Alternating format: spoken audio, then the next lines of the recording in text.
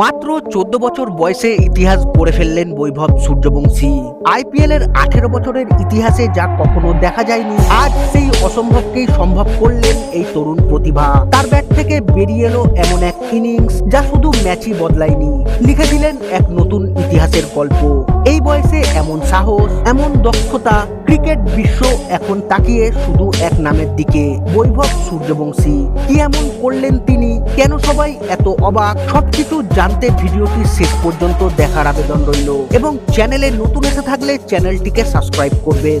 Indian premier league IPL 2026-এ শনিবার match শুরুর আগেই আলোচনা শুরু হয়ে গিয়েছিল। আর সুপার কিড বৈভব সূর্যবংশী এদিন মোহাম্মদ সিরাজের প্রথম ওভারের দ্বিতীয় বলেই ফাইন লেগে 4 মারতেই রেকর্ড করলেন। তিনি নিজের সঙ্গে ইয়াশাসপ্রীত জাসওয়ালের নামও ইতিহাসের পাতায় লিখে ফেললেন। ওই বাউন্ডারির মাধ্যমেই বৈভব ও জাসওয়াল আইপিএল এর ইতিহাসে সবচেয়ে দ্রুত 500 রান করা প্রথম জুটি হয়ে ওঠেন। এর আগে এই রেকর্ডটি ছিল বীরেন্দ্র সেহবাগ ও গৌতম গম্ভীরের নামে, যারা 2008 সালে দিল্লি ডেয়ারডেভিলসের হয়ে এই কীর্তি গড়েছিলেন। মোহাম্মদ সিরাজের দ্বিতীয় বলেই 4 মারার সঙ্গে সঙ্গে তারা আইপিএল এর ইতিহাসে সবচেয়ে দ্রুত ওপেনিং জুটি হিসেবে 500 রান পূর্ণ করেন। ম্যাচের আগে পর্যন্ত তারা 246 বলে 497 রান করেছিলেন, আর 500-তে পৌঁছাতে মাত্র 2 বল লাগে, অর্থাৎ 248 বলেই এই অসাধারণ কীর্তি গড়ে ফেলেন তারা।